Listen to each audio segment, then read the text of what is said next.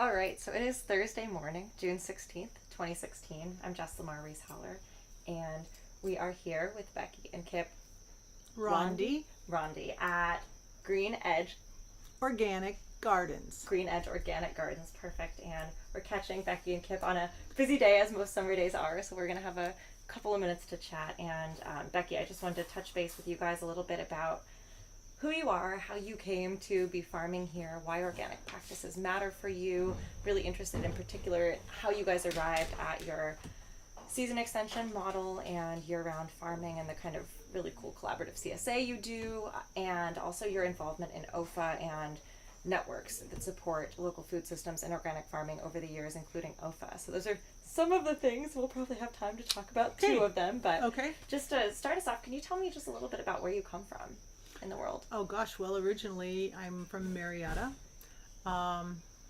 and I went to college at Ohio University. I graduated with a teaching degree in English, and I went back to Marietta, taught school at 8th grade English for 4 years. Then the last year I was president of the teachers union, and I became very interested in the economic and political and power structure of collective bargaining, my father had been in the school system all of his life and had wound up, this is really not farming, but he had wound up, instead of having one really good teaching job, he wound up with all of these part-time jobs. So he was the athletic director and the basketball coach and the golf coach and the something else, the truant officer, and he was the bus transportation officer, all at the same time. So each time they replaced he let go of one of those jobs, well, except for the golf coach and the basketball, he was replaced with someone who had to have a master's degree, but he was never compensated for that. So, I came with this into teaching with this background of feeling like teachers were not treated very fairly. So, it was easy for me to, I think generally gravitate towards this way that I could see that teachers could be given a fair shake for their labor. But so then that's how I got to Columbus. I went to graduate school at Ohio State in labor and human resources. Were you thinking to be a union organizer? Not so much an organizer, but maybe working with working in collective bargaining for teachers. That's what I was interested in. But I wound up not finishing that degree, and instead have dropped out. Wound up. Want me to pause it? Yeah. Okay. I don't care. All right, we're rolling again. Okay. The truck has just arrived from Frankfurt Farms, a distributor of local and organic staple supplies, as well as some fresh things, frozen produce, etc. That I distribute for our buying club in the Amesville area. And there's not a storefront to that. It's no. Run out of people's homes collectively. Yeah, once a month we get a delivery. Once a month we place an order and we get a delivery. So anyway, you were talking about fork. I was talking about fork. So anyway, I was in graduate school, and it was a 2-year program. It was 4 years. Well, yes, it was a 2-year program, but I because I had a teaching degree. I didn't have the statistics that they were looking for, so I had to go and take some summer classes to be able to do it. But anyway, what was the cultural scene like in Columbus when you got there, and what years are we talking? We're 70s? Talking summer of '79, and I was there through 1980, and then graduate school, and I was having to work part-time, so I was subbing while I was to earn money so I could afford to be in graduate school, and anyway, graduate school, and things were some of the classes and I were fine. Others and we didn't talk the same language. I didn't really understand that a master's degree was all about policy. And policy isn't one of my I can't think in terms of policy. I can, but I wasn't when I was there. And it sounds like it just wasn't a satisfying experience. Well, I flunked out with a B-. That's not too much flunking. Well, they were sure I couldn't do it, and so they decided that if I got a B- or less, that was it. Wow. So that it's okay. It's fine because I got to do lots of other things. So I retired, and I dropped out, and I went and played music and did all kinds of things in Cincinnati. But that's not Fork. So anyway, you were saying there was a co-op. There was a co-op, 16th? right? It was called the 16th Avenue Food Co-op, and it was up in the basement of a church.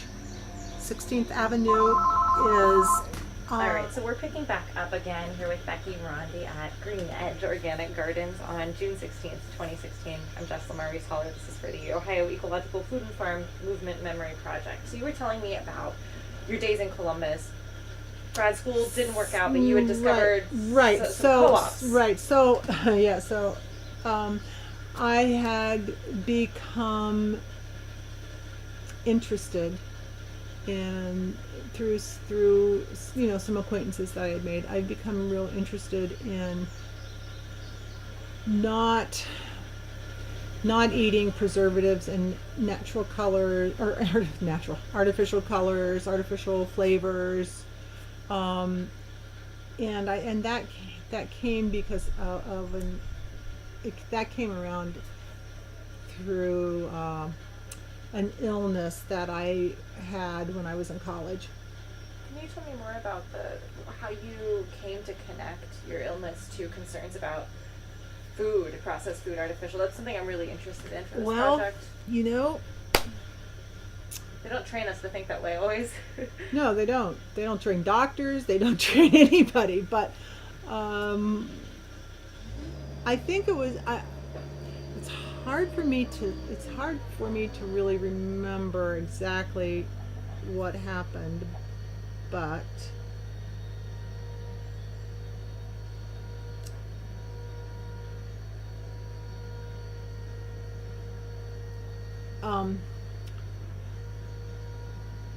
when I was a junior in college, I developed this condition.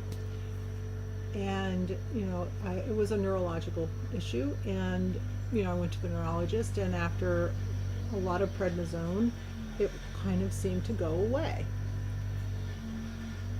But there were some after effects, and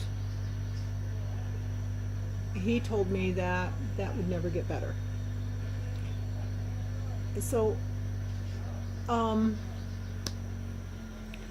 this is where I'm fuzzy, because I don't really know what happened first. I don't remember. Did I go to the co-op first through finding it through talking with some people about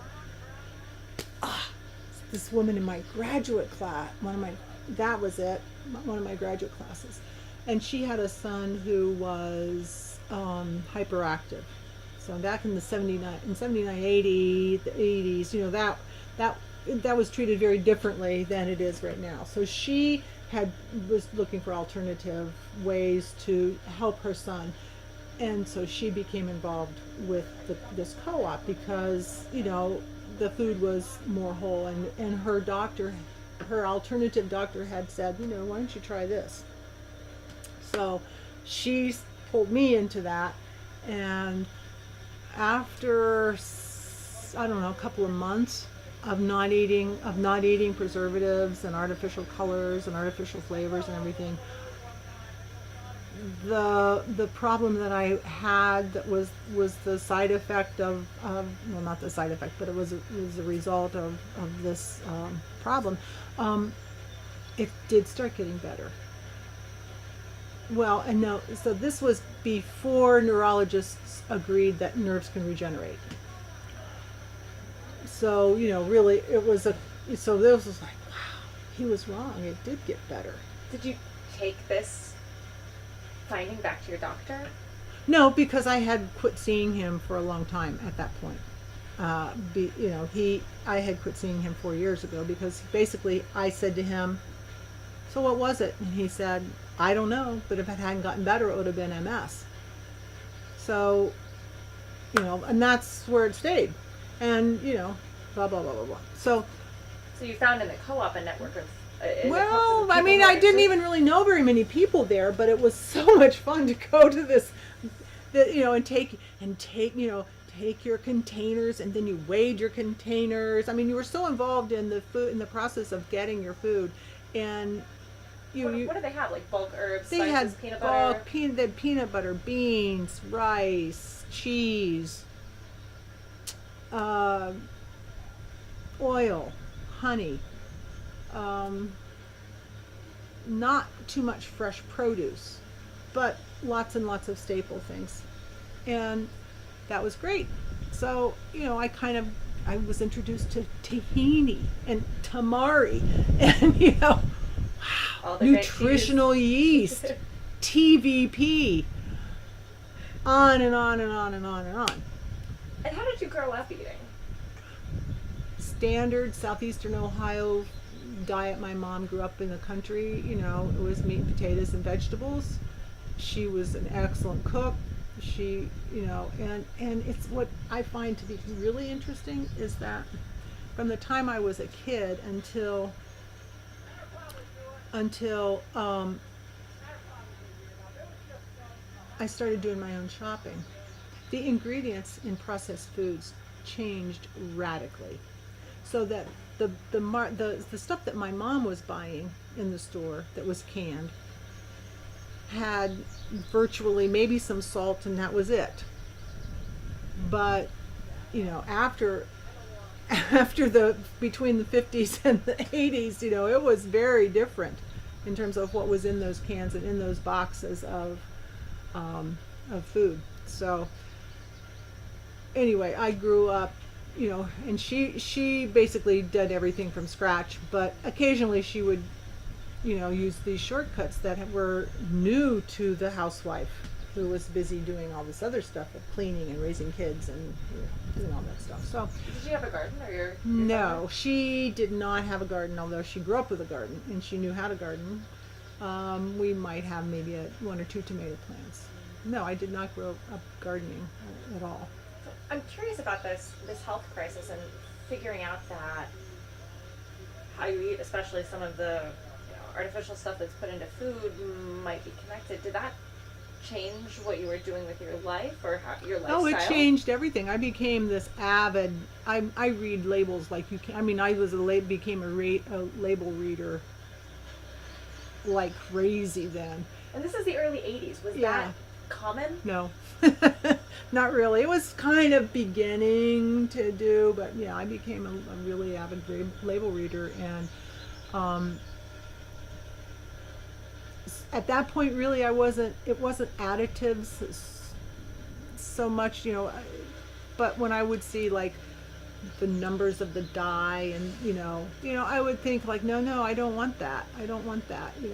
Is this one okay? Is this one not? Then and it was all very much mysterious at that point. It was really hard to find what those things were. There was no internet, so you couldn't look anything up. Even finding online. Finding out what it was, right, was really hard. Was there a knowledge network that you found through the co-ops? Did people kind of tip each other off, like, oh, this is what, sodium benzoate is, or? Not really. No, not really. And really, I just left it at that. I just really kind of didn't want to set it down. You can see that the skid loader is on 2 wheels right now because the load is so heavy that he's very exciting driving the skid loader. And that's why I didn't want to do it, because it was such a heavy load. I knew he wasn't going to get it off with the skid loader. Bam. Okay then. Back on 4 wheels. Back on 4 wheels. Okay. anyway. So you were saying that for a So, while you right. just kind of left it that anything you didn't Right, know I you just, would cut out. I wouldn't, I might cut it out, I might not. It just depended on what I was doing, but I started to just pay more attention to what was in the food that I was buying. And I really much kind of left it at that level until probably late 80s, because at that point I had dropped. That was in my drop out of society phase, So I was in alternative culture at that point. Tell me more about what that means. I've got a sense, we were. I was playing music. I was.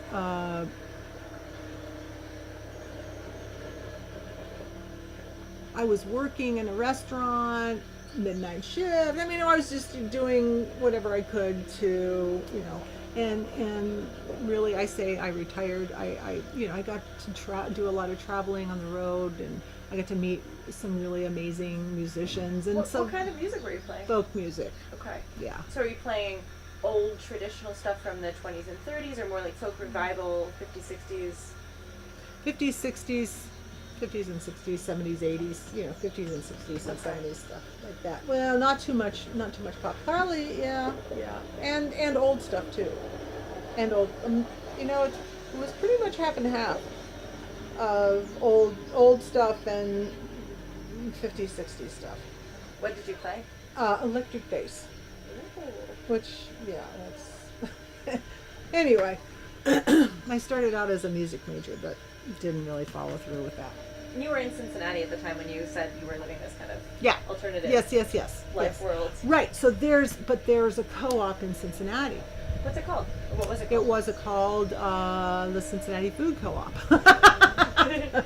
And it was, let me think where that one was. Oh my gosh. That's so silly. I can't remember where the first of it was, but it was a really big co-op. By that time, it had grown, and Fork was huge. And Fork is Federation of Ohio River Co-ops for someone just tuning in. Yes, yes. And that was all over the Ohio It was River all Valley, over. basically. It was all over. I mean, Kip was at that point. Kip was living in West Virginia, farming in West Virginia. I didn't know him even existed, but he was selling, trying to sell things to Fork. He had a pasta business down there, so he was selling things to Fork. And he can talk way more about that some other time when you talk to him. But anyway. So you were saying. You were saying you kind of left it at the label reading until a certain point when you were living in Cincinnati. Well, I think when I was living in Cincinnati, by then, time had moved on. Cincinnati, I was not in this. I wasn't this one person, a stranger in a big town. Now I had people around me that I knew, so there was much more community. So it was easier to learn things from people because I met way more people who were like-minded. And I know you just kind of learn. So I guess it was around the same time that I met this guy who's still a farmer, although I don't think he's organic anymore, but he was really interested in doing organic stuff. And I didn't know this at the time, but I found out later that he was from Wilmington, Clarksville area, big flat grain farmers and soybeans, corn, stuff, and his winter job, excuse me, was down in South America doing seed trials for American companies in the off season, getting that, getting the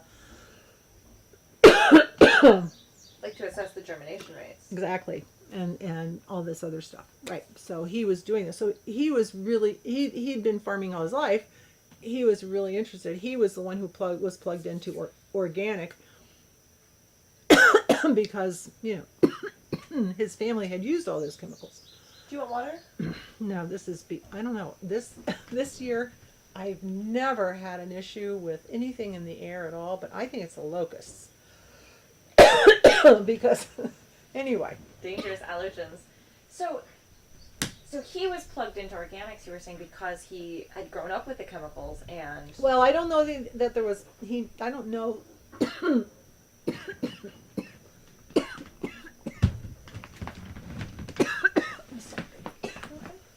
Well, yeah, especially if you don't have those things that buffers. Exactly. We'll see if it's doing pretty good. So we're back. You were telling me about meeting this guy who had started to get into organics, who was from around the Wilmington area. Right. So, and Alpha was just starting their very first tour. So, like, one of the first farm tours I was ever on was at Rex Spray's place, and they had been long time conventional grain farmers, then converted. Yes, and like big scale, and soybeans and corn and things like that. So, and I'm riding the wagon and I'm listening to Rex talk about the soil and the stuff and on, and I was like, this is really interesting. So, I went to a conference and an OFA conference. And I got to hear these people speak who were, just like you had said, conventional farmers in the 40s, who had been farmers in the 40s and kept farming through the war, through all this, but then in the 50s and 60s, all of a sudden, they were their life was made so much simpler. Here, use these chemicals. Forget about livestock and manure. Just put these chemicals on. It'll be fine. Well, and so they did, because nobody knew. And the stories of what happened to their family almost immediately after starting to use these chemicals was horrifying. Illnesses. Oh, terrible illnesses. This one woman talked about her children, and her youngest daughter, by the time she was 5 years old, had all of the x-rays she could ever have in her entire life, because that was the only way that they could treat the eczema that she got from using these chemicals. And all of her children had stuff happen, and her husband wound up dying from cancer within maybe 5 years of starting to use these chemicals. And Oprah had people kind of on a stage sharing these stories. Well, right. I mean, she was a keynote, or and a keynote now certainly is not the big auditorium in Granville. It was like, there's a little tiny room, and here's this, woman talking about her experiences. It was a very different kind of conference, but, so, in fact, it might even have been up at Stratford. Possibly. I can't quite remember that part. But anyway. When you started attending, this was like early 80s? Yeah, probably early 80s, mid 80s. No, mid to late 80s when I first started attending with OFA. And so when you went through... Mid 80s probably, 86, 87, something like that. Okay. When you went through the illness in graduate school and started looking at labels... No, I went through the illness as an undergrad. As an undergrad. Okay, as an undergrad. And started looking at labels. Was that ever about organics, chemical farming versus not? No. That was simply about food additives. Okay. And so something clicked with you when you started attending OFA. And So then all of a sudden I was like, what? And so then it was just more of that. More paying attention. Of course you could hardly buy organic stuff at that point. And you were living where at that time? Cincinnati? I'm going to start coughing. Okay, I'll pause it. That's something. Before you turn that on, we know that. Anyway, so you were telling me that at OFA you had this kind of breakthrough experience, like, oh, whoa, these organics. And so I just kept going to all these farm tours. That whole summer I went to one. I don't even remember all of the different places that we went to, that I went to, but I, and and I met some of the people who were part of that group at that point, like Harv Railing and of course Mike Laughlin. Just these guys had been around. Rex, of course, I met Rex and some other people, but and I don't remember how I got from. I guess maybe their desperation is probably what it was. How I got from being really not having no experience whatsoever in farming to being on the board. So you didn't start a farm in between? No. Mm-mm. No. Concerned citizen. Yep. And I had experience. I had one of the many jobs I'd had in Cincinnati was working in a bookstore. So I learned all about how you order books. And so when it came time to do the conference, one of the ways that OFA made money was by selling all of these different books. So, I kind of knew how to do that from this job that I had had. And so I just got in touch with these publishers and, started ordering books for the conference. And that was and so then, it was all about, educating people about this. Well, okay, so I have a degree in education, and and I had this book, so it just kind of flowed, and I did that for a couple of years. So, were you unusual on the board of OFA at the time? Were there a lot of other people who were kind of doing education, programming, outreach, or was it mostly farmers? No, I think they were mostly farmers. Mick Luber was on the board then, and Scott was on the board, so he wasn't a farmer, but he was. And I think he was involved with that co-op. With Fork. Right. Oh, that's right. He was with Fork. Yeah. So. And I think I'm forgetting the name, there's a Columbus co-op network that doesn't exist anymore that he was central in. Okay. Yes. I don't remember it. So. What were the concerns in OFA back then, at that time? Do you remember what you were working on? Just really telling, teaching, reminding people, I think, that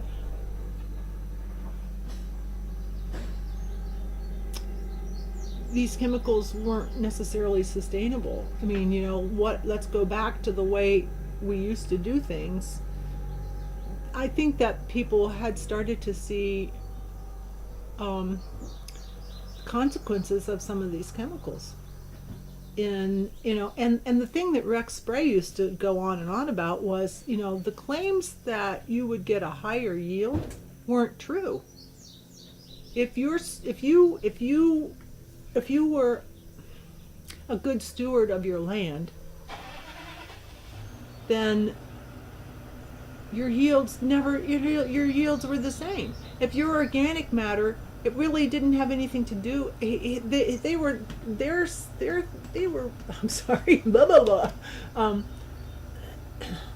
Their conclusions were that it had less to do with the nutritional content of the soil and more to do with the organic matter and the overall health of the soil. How alive was it? How much bacteria? How many earthworms did you have? That's what they were looking for. And the tilth. That's what they felt was the important part. And I have to agree that they must have, their yields never changed at all. I want to know what it was like for you as someone really concerned about these things and centrally involved in OFA, but not farming. Yet you went to a lot of the farm tours and you were a part of these discussions. Right. Did that change what you were envisioning in terms of the trajectory of your life or what you wanted to do? Because you were suddenly in this space where you're visiting a lot of farms. Yes. Okay. So farmers. I know so I forgot about this one part about stuff. So this one little part. So Parts of stuff. yeah. So then part of what happened when I was in Cincinnati after I was playing music, I wasn't playing any music anymore. I broke up with that guy, And I found myself in another part of that county, up near Lebanon now, which is actually Warren County, not Hamilton, but and I was trying to decide what I wanted to be when I grew up, and I had basically come down to two ideas. One was massage therapy, and the other was growing dried flowers and making wreaths and growing dried herbs without, and just, which I wanted to be organic, etc. I didn't want to use chemicals on them. So I had started to do that. Oh God, I lost my train of thought. So I was already doing that, and I should finish that. So I quickly learned. At the same time I was doing that, I was also cleaning houses. So anything to make money. So I quickly learned after a year or so of dried flowers and making wreaths and going to fairs that as much fun as it was, I was not able to make a living doing that. I had some friends who had been on the road for years as jewelers doing all these different shows, and they lent me some books about, you want to go into business for yourself. These are the kinds of things that where you're actually making things in fabric. These are the things you need to pay attention if you're going to be successful. So, when I was making these wreaths and everything, I was charting all of the time it took me to do everything. So I knew what I had into these things. And so selling something that was, I was going to need $25 to be okay with. Other people would sell for 10 or 15 because, they were school teachers. This was a summer thing they did for, it had nothing to do with them making. It wasn't a sustainable business. It wasn't a sustainable business, right, at all. They didn't care if it was, and so they could charge whatever they wanted. And so I just said, okay, well, I can't fight this. I have to do something else. And at the same time, I met this woman who had a degree in ornamental horticulture, and she was looking for someone to help her. And I had a kind of a self-taught expertise in herbs, and she had all of this amazing pruning knowledge, all of this, and she was amazing. And so I started working with her several days a week. In Warren County? And I was working with her in Cincinnati. I was living in Warren Okay. County. And I was growing stuff in Warren County, but I was working with her. And I was taking care of a couple of herb gardens at that point, too, in Warren County. And what you guys were growing, you and this other woman were? Totally ornamentals. So like landscapes, no food, yard. landscapes, Okay. taking care of, yes. Okay. Right, so we did that. And then... Then her husband, so I worked with her for a couple of years. Then her husband got transferred to Colorado. So here she has this customer list, but nobody to work their stuff. And so I took that over. And that became what I did. That became my business. And then maybe a year or so after that was going on, I met Kip, and then both of us started working both of it together, and we went from being, doing a couple of days a week at a golf course in Cincinnati to having a storefront, having a garden center, and having two crews, and doing what we kind of referred to as estate management, because pruning, planting, stuff like that. But we never did any mowing because. There are plenty of companies who mow. And you did that all without chemicals? Pretty much. Now, I have to say that I was one of those people who believed about Roundup that as soon as it hit the ground, it just quit. My grandma says that all the time when she puts it on her tomatoes. So. You're making a face like you don't believe that anymore. Oh, no, I know it's not true. I know it's not true now, but that's what we were told. And I was a little skeptical, but you grow up believing that advertising is truthful. Where we got that, I don't know. But anyway.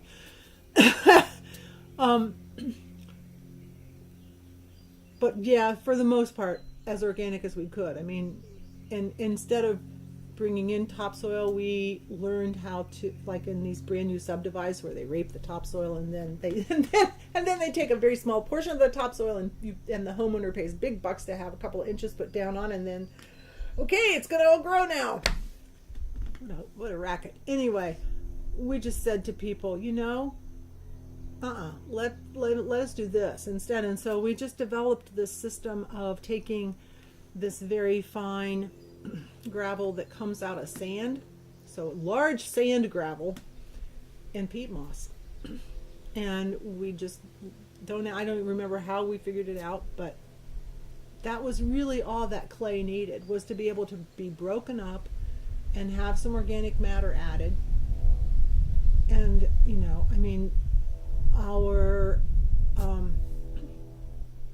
our plants, they thrived. They were amazing.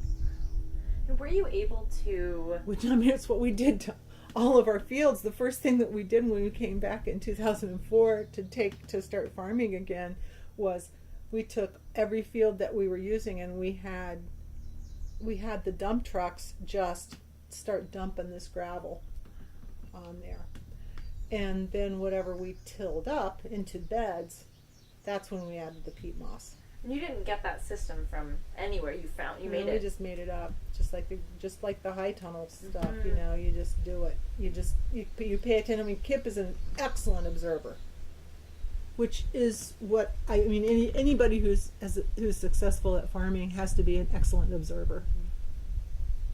I want to ask you more about how you got here, but first I have a couple of questions about Sure. you and Kip meeting, and I wanted to ask you first of all about. Oh well, I'm almost there in my narration of OFA. So I'm working as the education thing, and we had decided to do seminars. I thought, well, let's do some regional seminars. That might be a way to educate more people. What do you mean by seminar? Well, I meant like little workshops, little 1 day beekeeping in Marietta, or not even that specific to beekeeping, but just like, here's what let's have this, and let's have some music, and let's have some exhibits, and let's have just little tiny mini conferences, which is like a seminar to me. Is just like this a day long thing.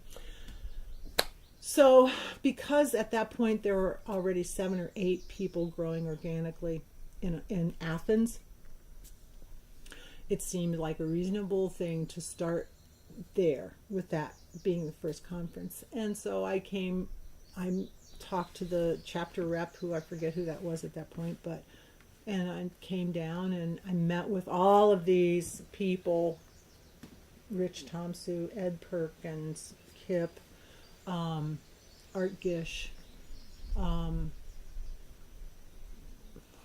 then some others I don't even know who the other people were. And I told them what I was trying to do, blah, blah, blah, blah. So Kip was like, well, yeah, I can help with this little part of it. And so, again, still no internet, no anything. It was expensive to talk long distance, blah, blah, blah. But anyway, so we started corresponding about this seminar. And then the seminar, because I wasn't wise and trusted the wrong people, it fell through. Happens. And anyway, but Kip and I kept writing, and pretty soon my sister had a baby, and I was coming over this way, and so I stopped by to say hey, and then one thing led to another. And so you guys then moved back down to Cincinnati to take over the. Well, we actually did both. For years we farmed. So because at that time when Kip got here, he bought this farm in '84. Oh. So he bought this farm in '84. He was in West Virginia before that. And where is he from? Barberton, which is up near Akron. Okay. So he had this farm at the point when you met. When I met him, he already had this farm and had been working. He had been here for 3 or 4 years. What's the history, really briefly, of this property and Kip's relation to it? Did he just buy it on the open market? Bought it on the open market. He had been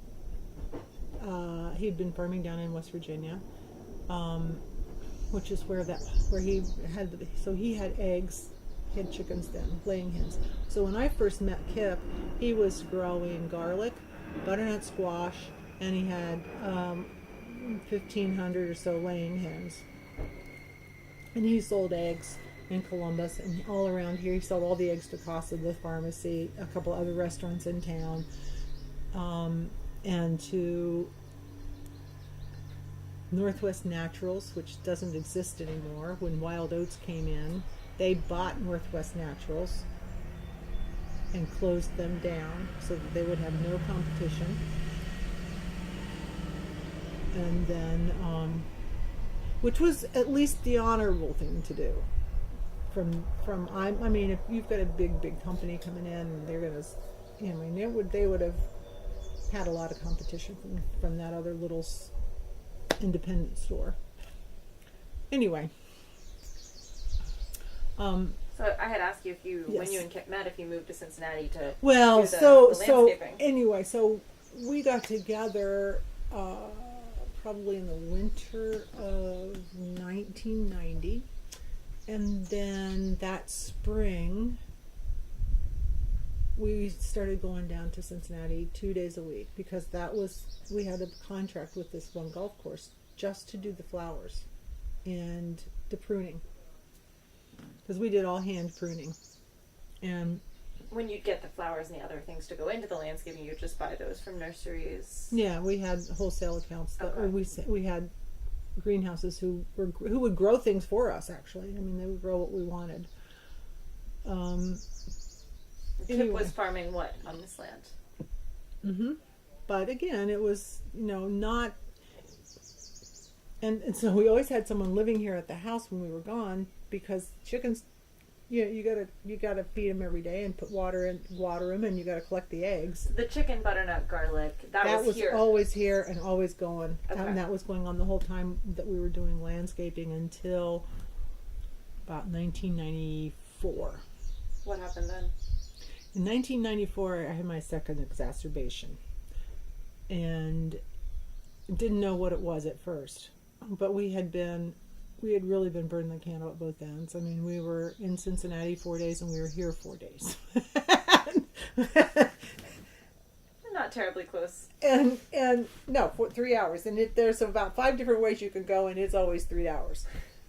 There's no way around it. But anyway, we had just built this first pond back here, and I was seeding the pond with the little whirlybird grass seeder, and I kept falling down, and and I'm thinking, this isn't good, this is not right, something's wrong here. And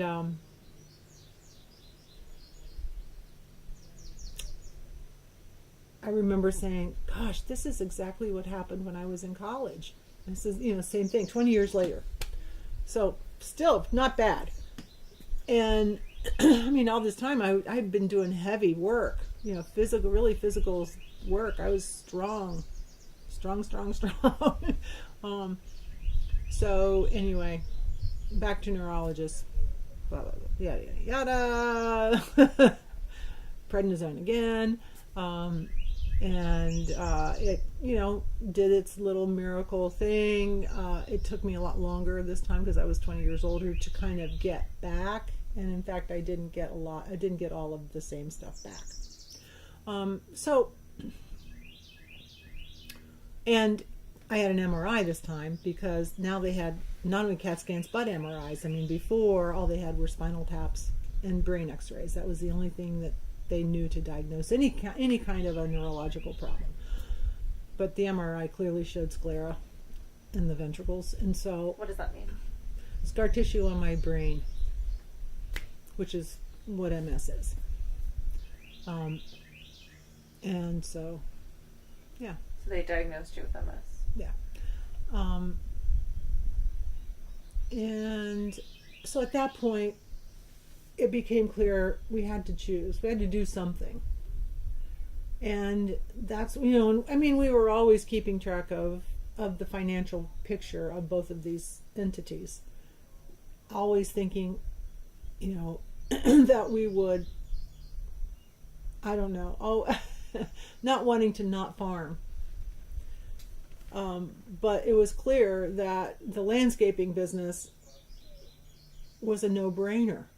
It made more money. Not only that, but you get billed by the hour for your labor, and you got checks once a month instead of, so I'll guess. See, there's so much, it's such a big story. So between 1990 and 1994, we have good friends over at this other intentional community who they weren't wildly involved with OPA, but for a while they were certified.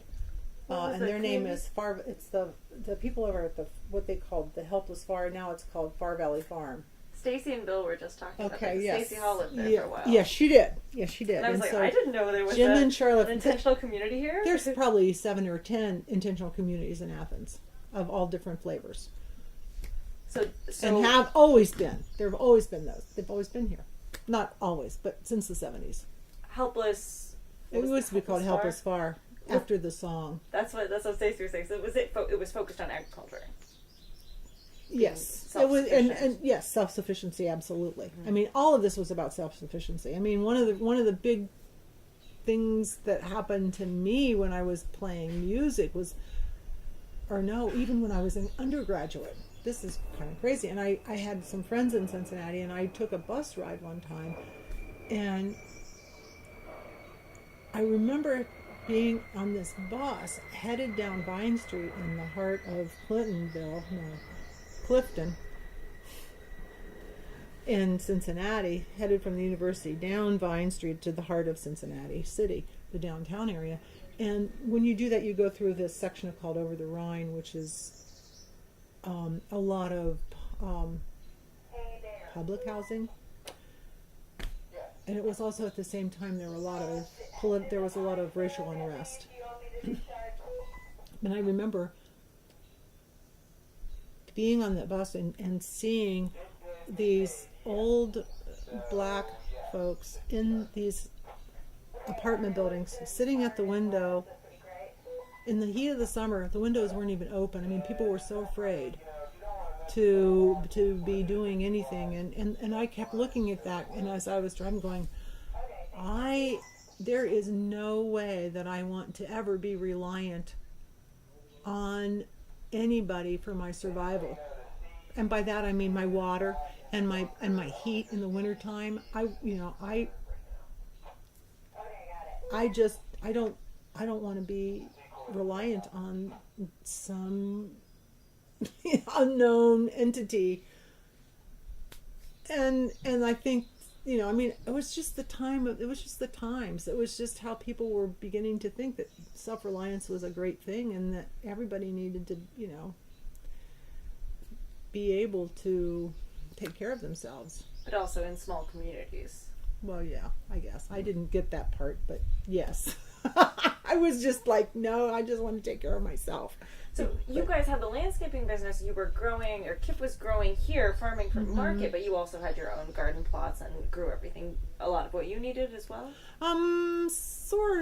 Somewhat. We didn't have a garden. We didn't have a vegetable garden or anything. Just the stuff for market. We didn't even go to market then. When he was doing all the butternut and chickens and all that?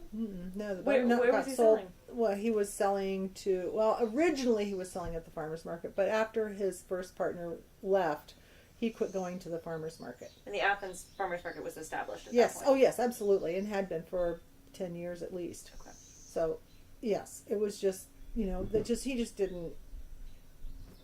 couldn't do it all.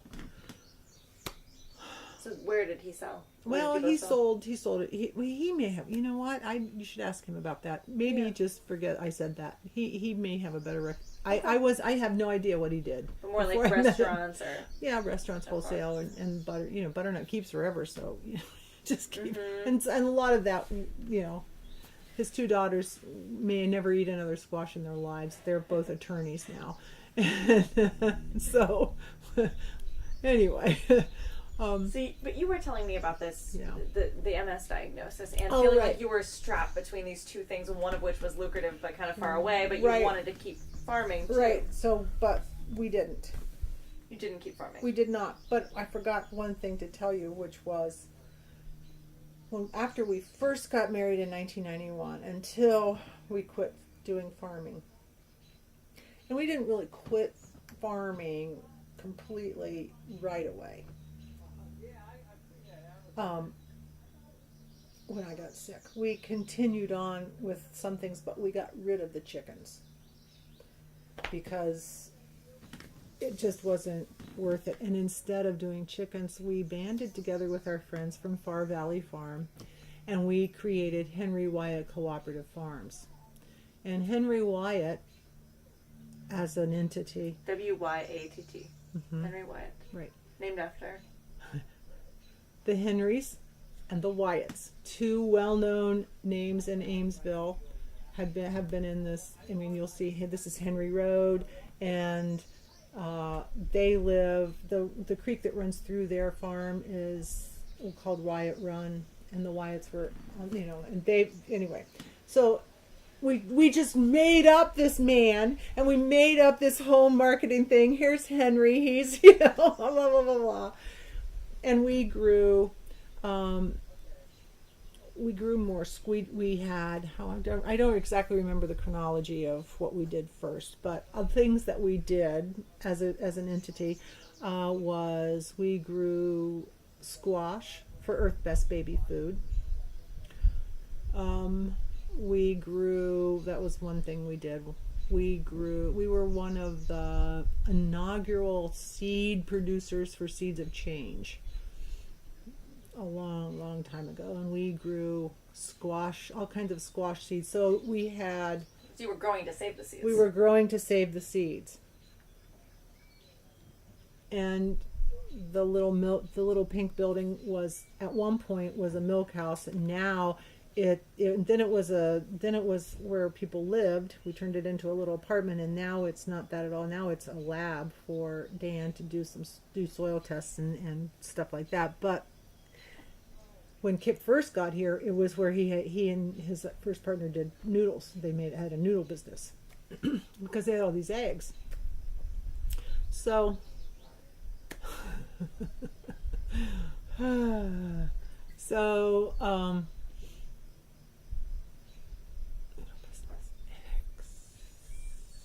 well, I'm trying. Okay. So here we have all this squash. So we have all these squash seeds.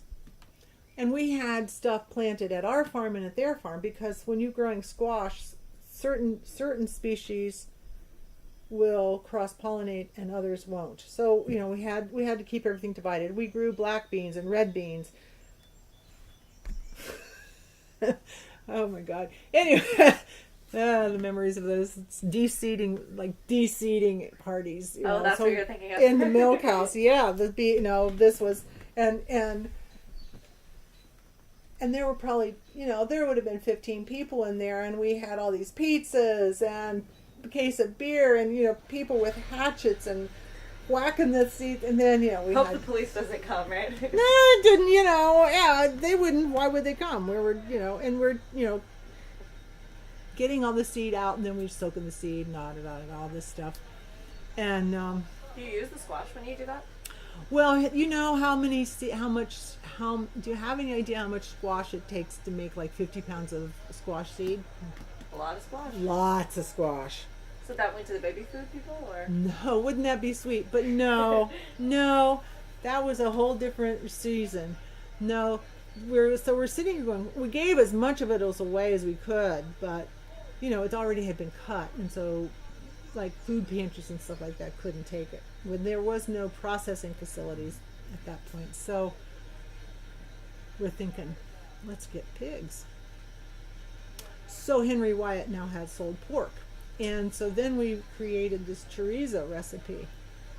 And it was amazing.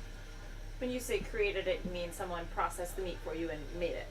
Yes, and we took them all of the ingredients. We made the recipe, and really the huge difference, there was no water added, because instead of adding water, we sent them whole onions that we had peeled, and they just put the whole onions in. When they ground the meat, they ground the onions, and that gave the liquid that you needed to get everything to mix up. It was amazing. Oh my God, it was so good. Anyway, Yeah, so let's see. You were saying that you did all these things Yeah. up until the point when you got No, diagnosed. actually, we did that after. We did all of that still. We did some of that after, and then it became. But then it just got to be too hard to do that. I mean, I have a picture on my refrigerator after 3 years or so of trying to do Henry Wyatt as an entity. I mean, we all were doing other things for real money. We were just trying to make this work. And, you know, after this, we have a picture of all of us sitting around a table with checks, holding up checks. It was our first, last, and only dividend check from Henry Wyatt. I still get mail for Henry Wyatt. Oh. This is 20 years and more later. And you were doing the operation in Cincinnati at the same time? Yes. So you had mentioned in 94 something changed. 94 is when my second exacerbation happened. Okay. That's when I got sick again. And then, you know, and then the slow recuperation. But we were still doing both. Different entities, no more chickens. We got rid of the chickens and we started doing other stuff. And then in about, I don't remember, at one point I think it became clear to all of us that it was just too hard to make all of this work. And we just said, this isn't making any of us any money, really. So we quit doing that. And we just really started growing the landscaping business. So this was through the 90s. Right. Were you involved with the OFA board still at that time? I quit the OFA board probably around 92. Around 92 or so. Just because I just didn't have time to do. I mean, I was like on two different sides of the state trying to run businesses and then tried to do the OFA board too, and I just couldn't do it all. One of the things I want to ask you about running the landscaping business from, sounds like the late 80s till through the 90s, were you able to charge a premium for not using a lot of chemicals? Was that something consumers wanted or valued? No, not really. Yes. Hello. If I can get there. So yeah, I was asking you if you got a premium for doing landscaping this way. No. But what we got what we got a premium for was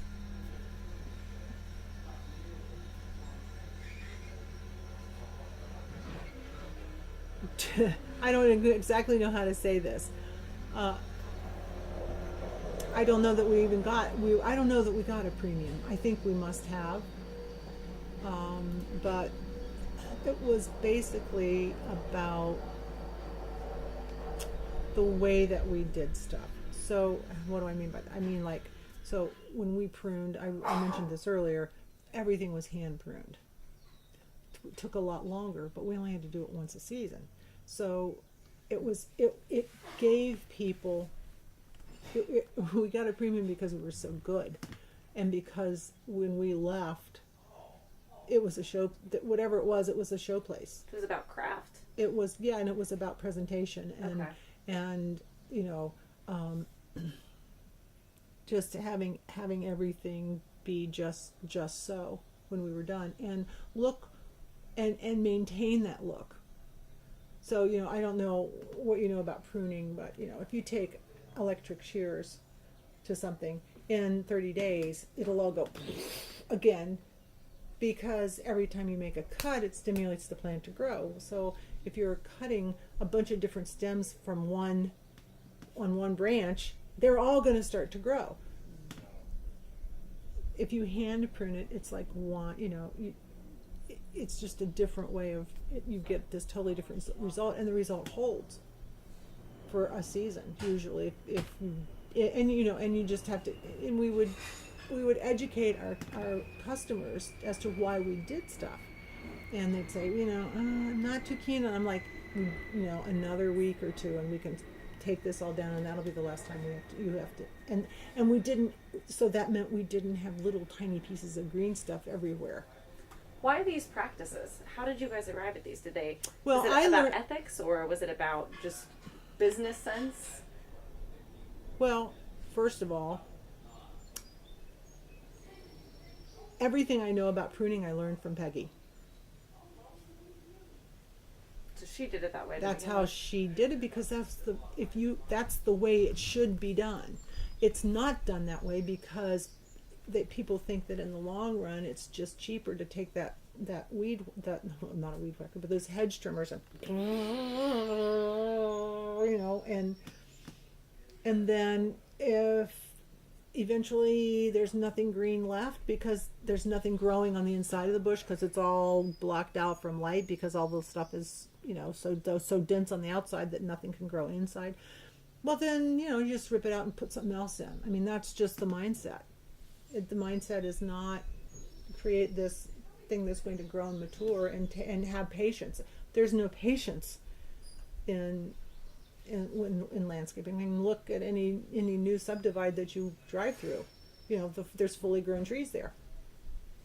There's fully grown shrubs. They're and that's what people just have these expectations because of what they see all around them, that it should be instant. I shouldn't have to wait for this. I want it now. Instant gratification, planned obsolescence. It's all about commerce. It's all about making and buying more, selling more, buying more, selling more. Did you see an analog between what people expected of landscaping and what people expected of farming as you were juggling these two things? In terms of what... I don't know that I thought about that so much. That's fine. I don't think I did. I think that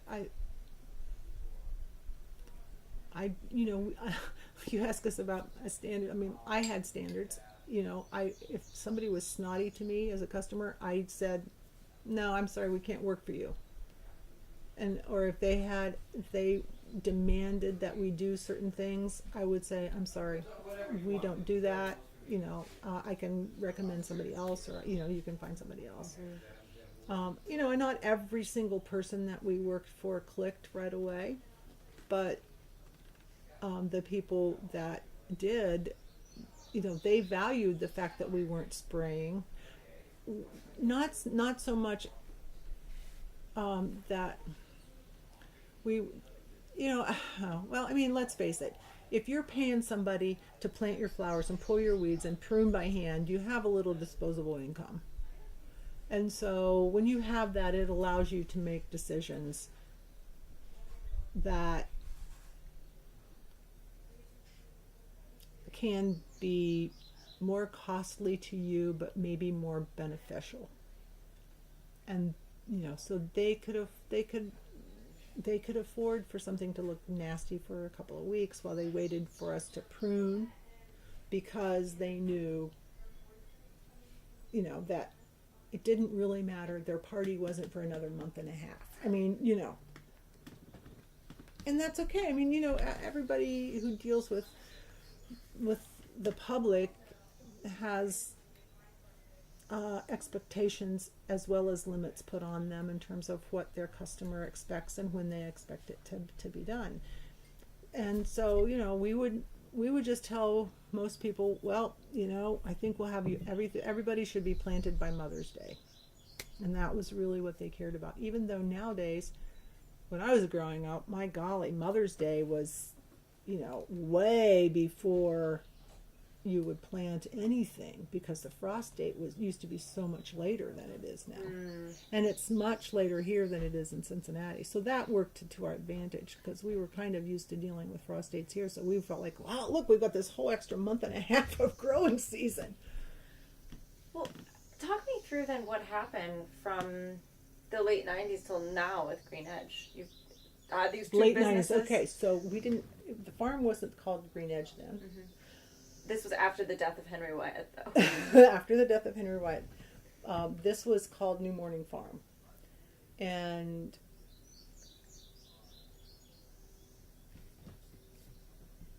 so when we started going down to Cincinnati, in the late 90s, we started taking people with us sometimes as subcontractors.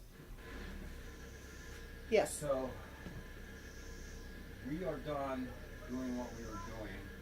So Nina is either available to help you or I can get her another job. Okay, let me ask you this. Is everything in the refrigerator that needs to be in the refrigerator in I terms hope of so. foods? I mean, all the cooler boxes are in the I hope coolers. so. I hope so. I went through it. I think I tried to do that, yeah. Okay, I told Jess that I could talk until 1. So Okay. what time is it?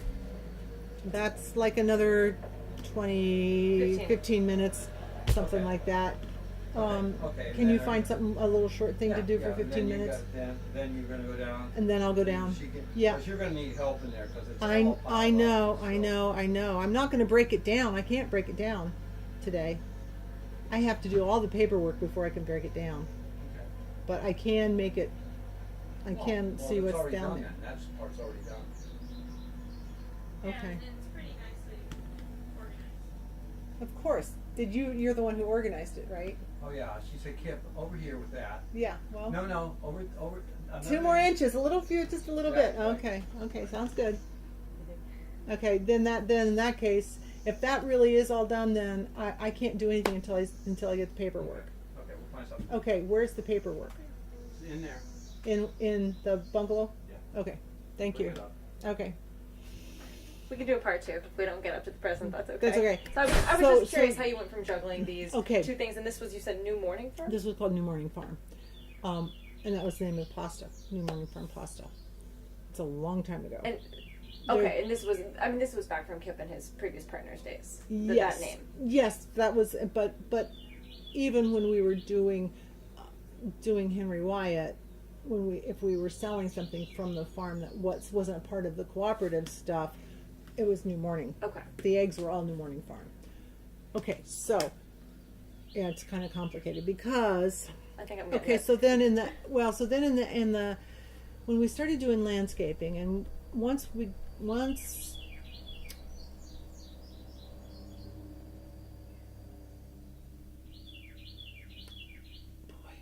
can't. This is bad.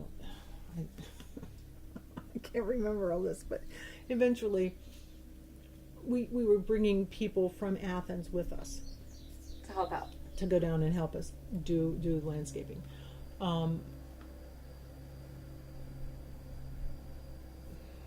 So And the farm, did you have any other staff? Or just you guys? no, well, we always had, like I said, we always had someone living here. What did that mean? Was that like an intern or No. a They family lived. member? They lived in one of the rooms upstairs, and Like a rental. it was kind of like a rental, but because they had certain jobs to do if we were gone, in terms of taking care of chickens or in terms of just keeping, having someone living in a house is far better than having no one live in a house. And they would take, then we didn't have to worry about the dogs because there were lots of dogs at that point.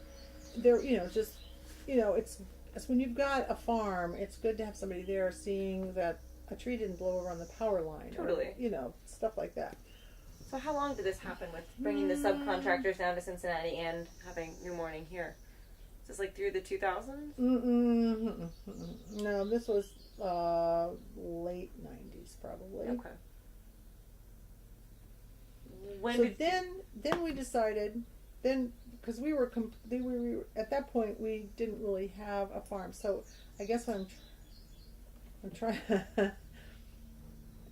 Oh God. Okay. So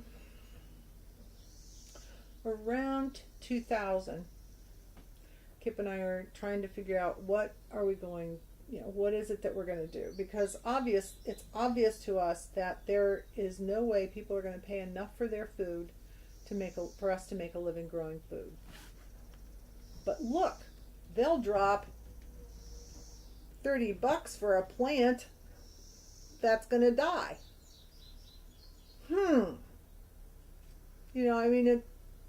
It was, and that's true. I mean, it's true today.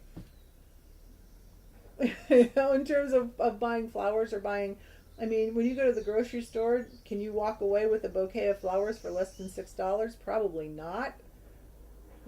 But you're looking at 2 cents difference between 2 kinds of bacon, or 2 cents difference between 2 brands of some kind of canned food that you're going to eat that's going to sustain you.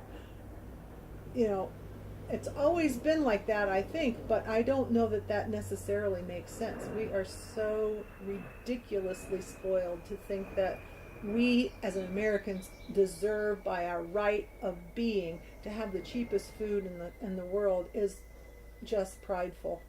You just felt like no one was ever going to pay you the real price of the food you grew. Exactly. Even in Athens. Even in Athens. Which is probably better than a lot of places in Ohio, right? I don't know. I've only ever done it here, so I can't tell you that. You'd have to do some price things. I suspect that might be the case. What did that realization do for your business?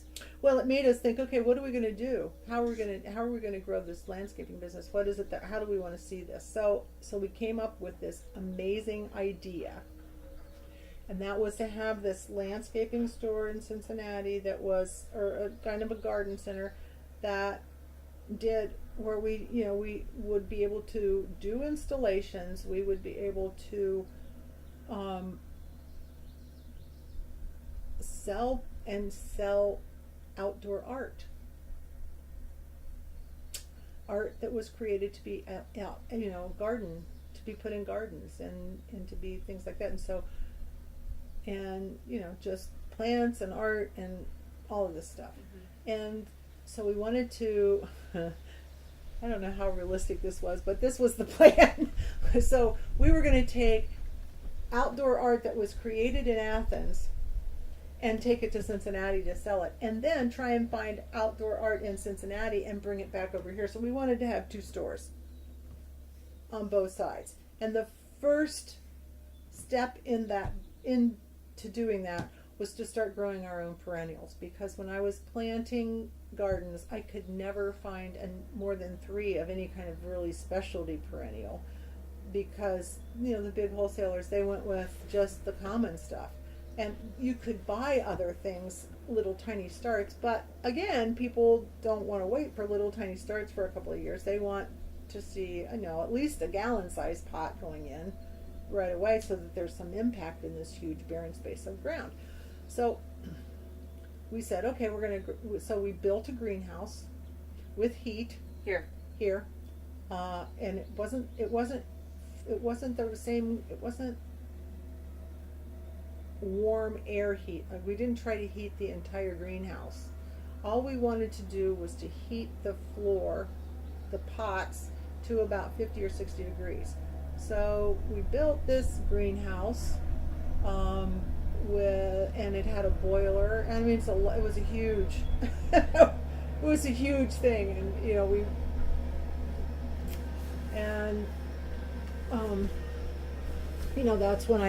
that was the first time we ever went to the bank and said, we need a line of credit, we need this, we need that, okay, it's the real deal. So we built the greenhouse, we get the boiler and the heat and all this stuff into the house, onto the floor heat, and we started raising perennials. And these are still all landscaping, this is non-edible, still all ornamental. Landscaping. Okay. And the entire floor of the greenhouse, 30 by 90, was covered with 1 gallon pots sitting on hot water tubes. And so by the time the winter was over, the roots had completely filled those pots. And so now they're inside a house, so they're getting lots of solar gain and lots of heat, and so it's like March, and they're, let's get planted, so that was great. So then we found then that was 1 year, and then the next year we finally found a place to rent. So that was in around 2000. And then around 2001, we kind of must have been around 2001, we found a place. It took us months to get this, because it had been an old garden center in Cincinnati, and but it had been abandoned for years and years. So there were trees growing up through the asphalt. It was like, but it's okay. We totally redid the whole thing, and we had a 5-year lease on the thing, and so it took us about a year and a half to really get everything situated and open. and we had a soft opening in the fall, and so we had a bunch of Christmas stuff, and we had pansies and stuff like that. And then that next fall in May, this would have been 2002, I think, 2002, 2003. Anyway, we just have, it's May, or March, and I guess maybe we opened in March. In May, here come these guys with pocket protectors in droves, and they're coming up to the fence outside, and they're going, so when are you guys moving? I'm going, what, moving? Excuse me, moving? Well, yeah, there's this big project to do this road widening, and they're putting bids out. They've put the bids out, and I'm like, we have a 5-year lease. I don't think we're going anywhere. So anyway, long story short, eminent domain, boom, we're leaving. How soon after? Well, because we were very fortunate, again, it took a while because we said, well, we just opened, we have huge debts. I mean, you can't just make us leave. It's horrible. And so then I called up the people. I don't even remember how I found out who these people were, but we called. Oh, I know. So this little place was right on the outskirts of a little suburb called Fairfax, and it's so small. It was a little village kind of thing that they had actually asked the city of Cincinnati to handle any of the I don't exactly know what this would be called, but any of the things like making people move, or interaction with all these different businesses that were going to be impacted by this project. And so we invited these people from the city of Cincinnati and from that village into the store, and I had refreshments, and and I was just talking about everything that we had done to do this, and they're asking me about how much I thought it was going to be I would need to not lose this, and I gave them the number, and the city so they said, well, you need to send us an inventory, just send us exactly what all those costs are here and what you've got invested. And so I did. And the village of Fairfax said, no, we want to send our guy in to see how much I know. We had, so somebody from the city of Cincinnati came in, and one of their guys came in and did this rating and came up with a number. And the village of Fairfax said, no, we're going to send our guy in.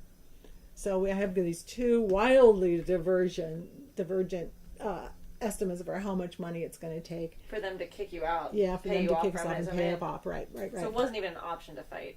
No, there's no option. If they're The highway comes, it comes. Well, the highway was already there. They were expanding it and making it better. And they were supposed to do all this other work that in the long run never happened. I've been down there now, but it's okay. I mean, we're here. This stuff happens. You can't get angry or mad. You can, but there's nothing gained by it except maybe some venting of hormones. But anyway, so we got because one of the people we happened to work for was an attorney, and it wasn't his expertise, but he was willing to act as an intermediary for us. So he did that, and we wound up getting a nice amount of money. Not what we had wanted, way more than they wanted to spend. It was enough money to pay off the debt that we had incurred for starting up the business. And gosh, we donated so much stuff to the Civic Garden Center in Cincinnati. Just here, come and take these plants, go put them someplace. Anyway, if I had sold them, it would have been thousands and thousands of dollars worth of stock, but that's okay. So we had enough to pay off the debt and enough to do whatever we had wanted, whatever, to invest some stuff here. So that was always the plan, to come back and build more. Well, there was always going to be. We thought we were going to be building more because we thought that it was going to be this big thing.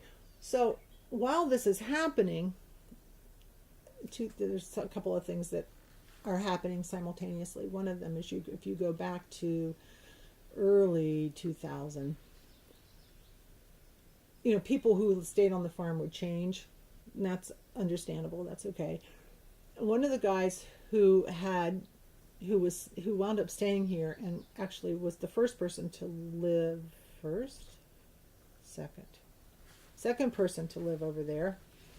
The first person to live over there. That's right. In the cabins? No, not in the cabins. In the little milk house. Remember I told you that was a living facility? Okay.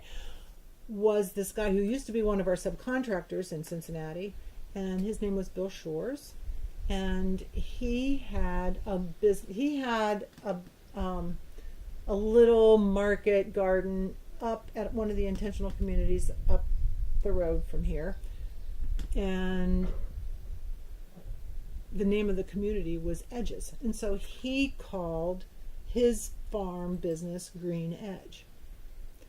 So he needed or wanted whatever to move out of there, and we weren't using our bottoms here at all. We everything had been fallow for a while, and so he said, well, can I just can I rent like an acre down here and I can live blah blah blah. So he became the person who was kind of watching the house and stuff, and he had this business. He was creating, expanding this business that he had, and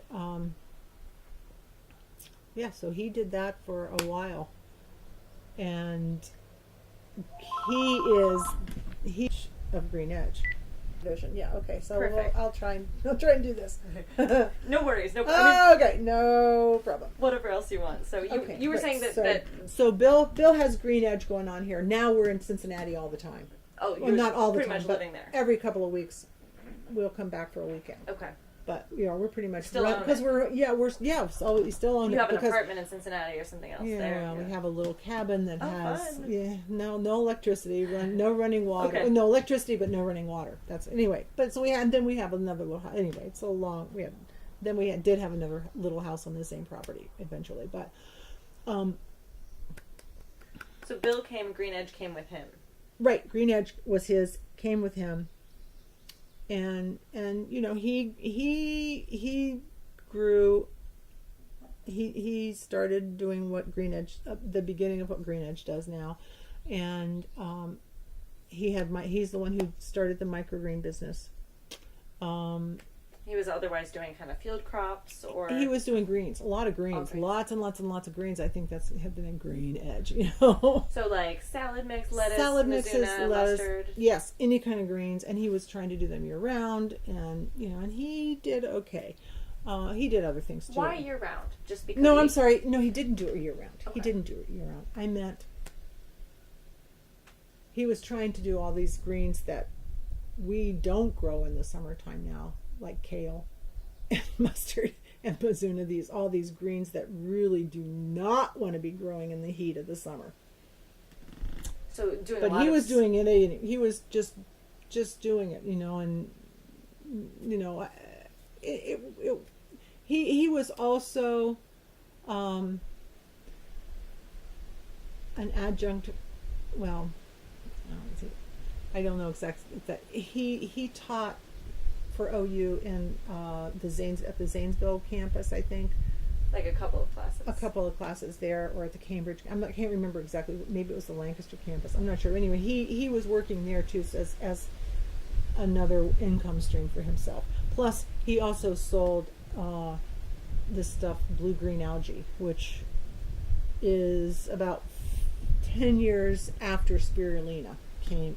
So blue-green algae was harvested from the crater lakes and super green. Anyway, so he had some income streams, and we're over there. So then along about 2003, we're looking to figure out what to do, where to go.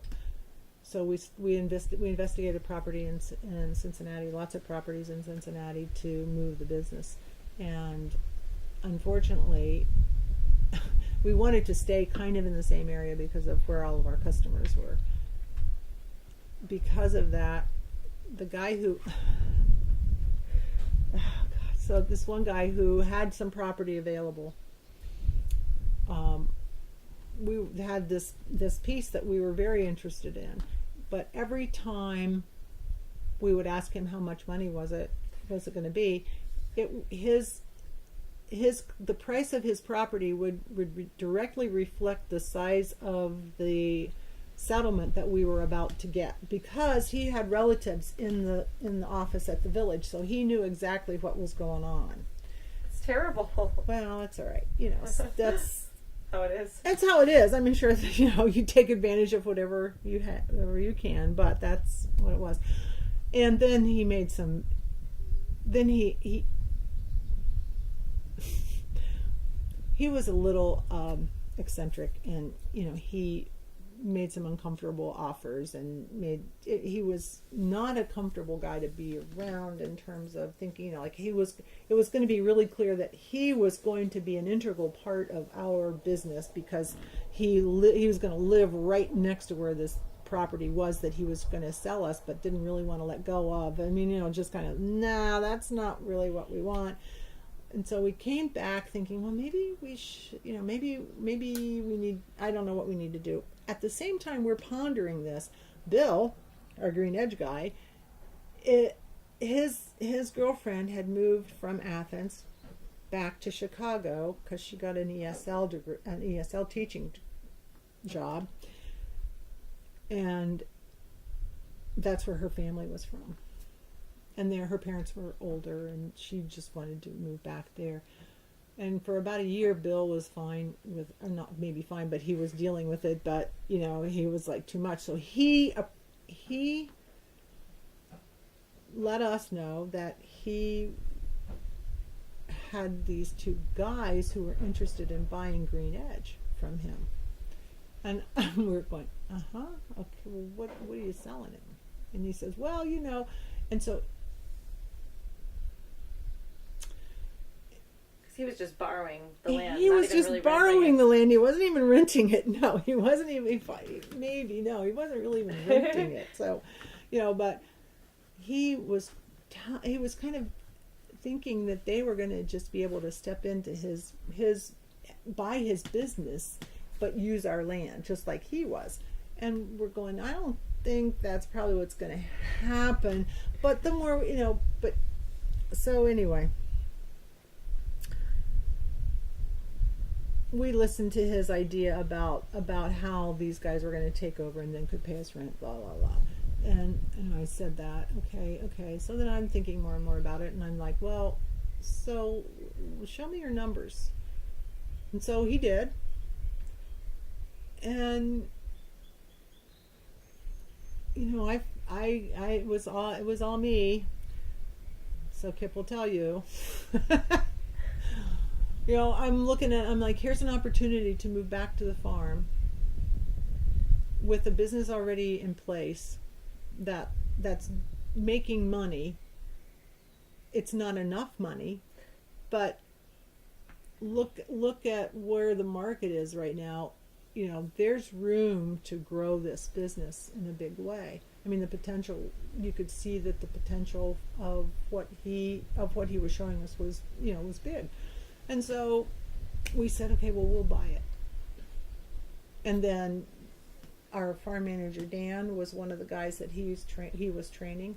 So Dan has been with us since 2004 when we bought the business and took over from him. And it was a very seamless transition. And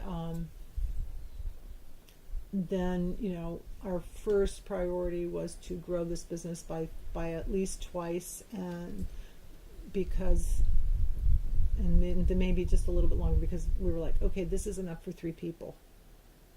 This is enough money for 3 people. And I'll stop it there. Part 2 to come. Okay, to be continued. To be I'll continued. have to show up uninvited another morning and see if we can find time. So I'm fascinated, and there's so much to get into. I think you guys are so known for your really extraordinary growing practices, and I think pioneering a lot of season extension stuff, right? I mean, in a way. I mean, in one way, yes. In one way, yes. I think the biggest part of the pioneering, well, no, I'm not even that. I mean, here's Elliot Coleman, who's done all of this stuff. I've never read an Elliot Coleman book. What we did here, we I mean, you kind of knew by putting plastic over it. I mean, they've had they've had cold frames for years. It's not like this is of new science. It's just a new application of this lovely greenhouse plastic. But there haven't been a lot of people doing this in Ohio per se. No, year-round. and Elliot Coleman was doing his in Maine, and actually our microgreen grower worked on his farm for a while, and she said they never harvested like we harvest in the wintertime. There was a lot of downtime where it was just holding because it was Maine. But we're in this latitude, and so, it's a little different, quite a bit different. But, right. So, I think, and one of the things I had started to say to you, and I'll end with this, when we started in 2004 with this new incarnation of Green Edge Organic Gardens. We were very proprietary about a lot of information. And you will find, I think, a lot of farmers are like that, especially vegetable farmers. They don't like they don't really want to share with other growers necessarily which is totally antithetical from the early OFA days when it was all about sharing all of the information with everybody. But it was just how the market was. I think it was just market forces saying, this is what I know, and I'm not sharing, because if you get my advantage, then you'll take over, you'll undercut me, and you'll be the person who's doing the selling, not me. And I think the biggest difference, we were that way for a while, and then it became kind of,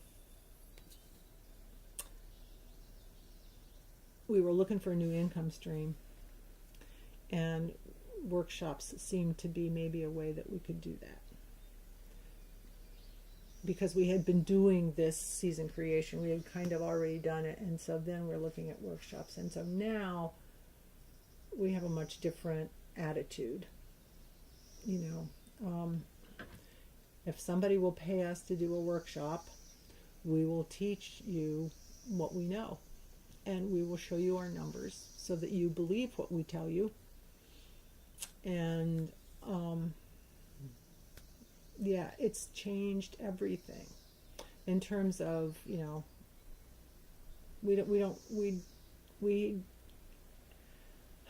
I think we still keep some of the microgreen stuff proprietary, but ultimately what we figured out was you can tell anybody, you can tell a master gardener everything that you do.